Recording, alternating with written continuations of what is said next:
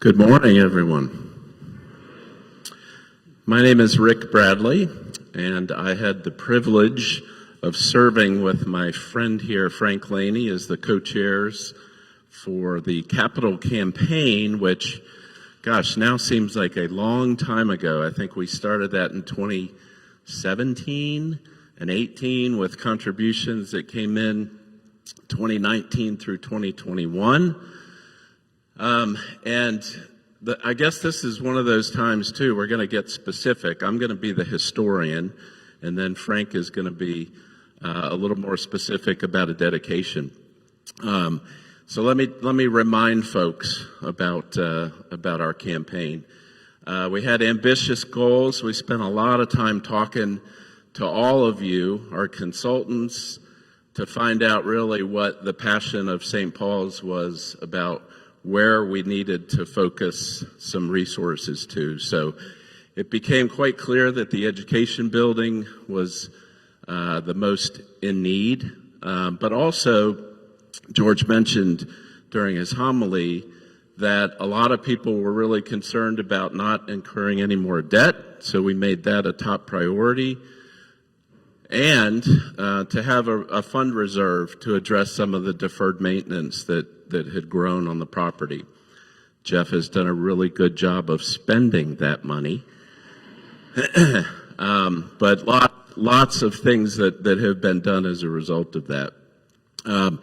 Frank and I talked a lot during the campaign about just how blessed I think we were, because we talked to so many of you, and it really made us feel more connected to St. Paul's, to hear about what you felt the priorities should be. So I think we both want to say thank you for the prayers and the support, whether you were able to contribute or not.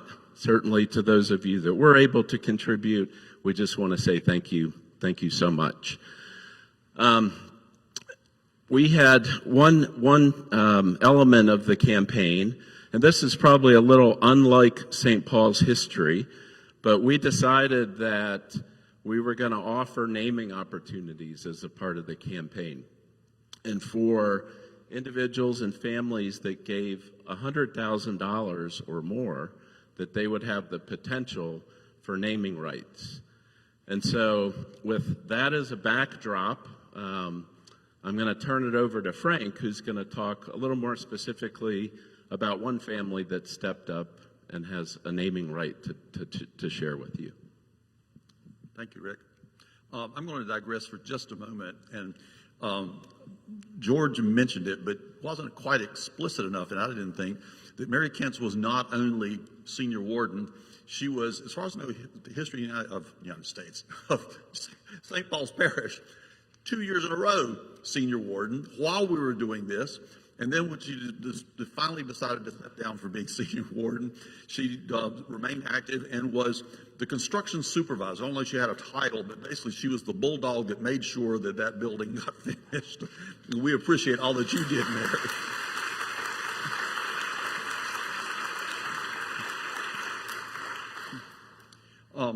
As Rick said, in the Welcoming to Christ campaign, we offered naming opportunities, and one family decided to take advantage of that proposal by requesting that the newly renovated Parish Hall be named the Father George Adamik Parish Hall.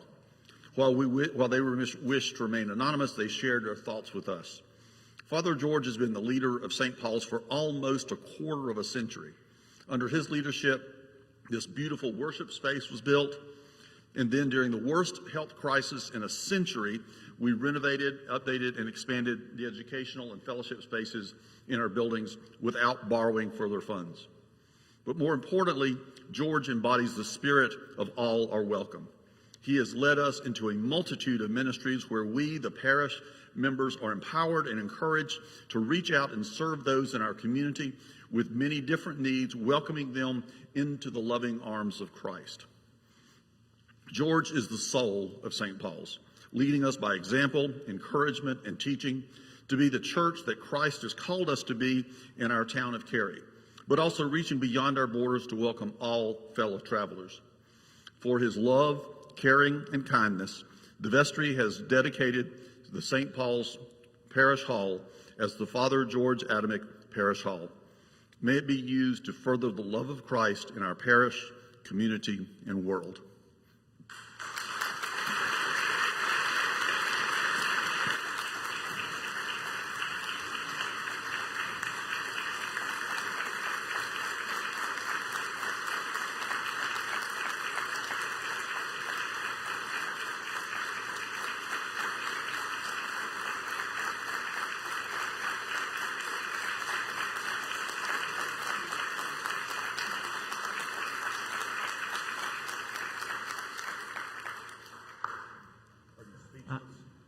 Yeah, pretty much. I just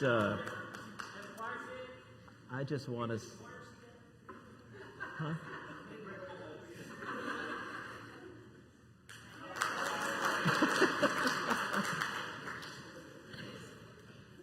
I just want to say thank you, and I don't have any words, and just humbled and honored for this, and. What I would like to do is, I knew this was coming a few days ago, and I just, if I could share with you a reflection that I put together, if you don't mind. It's about that room that we're talking about. We give thanks that we are finally able to gather again in our parish hall, having adapted to and navigated through a multiple-year pandemic. And we give thanks that in the midst of all that, we were blessed with the gifts offered in our successful capital campaign that provided us the resources to renovate, renew, and expand that building. In the midst of a pandemic, we continued to build a church.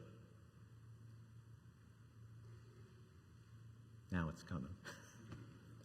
To build upon a building set aside for mission and ministry every day of its life, a building blessed with the sounds and beauty of children almost every day in its hallways, its classrooms, kids club, and the parish hall, especially on rainy days. An expanded kitchen that can invite us into expanded hospitality, community, and great food enjoyed in the parish hall. A parish hall where we gather for celebrations of new life at baptism. A parish hall where over coffee and cake and pictures we congratulate those confirmed, which we did last week. A parish hall where we celebrate wedding receptions of many who once walked these hallways as children and grew up here. I may have to have you finish this. The parish hall where we gather with food and beverage to remember loved ones in our community who have passed away. A parish hall where we enjoy pancakes, lobsters, murder mystery dinners, and ASP dinners with that unforgettable spaghetti sauce. A parish hall where over a simple cup of coffee we welcome those new to our parish and catch up with friends. A parish hall where St. Nicholas stores the gifts we've given him until he departs to bring them to so many children. A parish hall where Vacation Bible School fills this space with laughter and story and song. A parish hall known to so many in our community who gather for meetings, youth orchestra rehearsals, arts and crafts festivals, and so much more.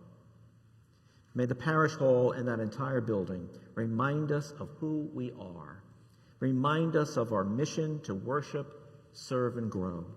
As we gather and are sent forth each Sunday from this worship space, may we also remember as we walk through that new building and that new lobby of the parish hall, the gathering and sending forth that happens every day in that building. Thank you, source of light and life, for this faith community of St. Paul's. Amen. And I thank you for this honor. Thank you.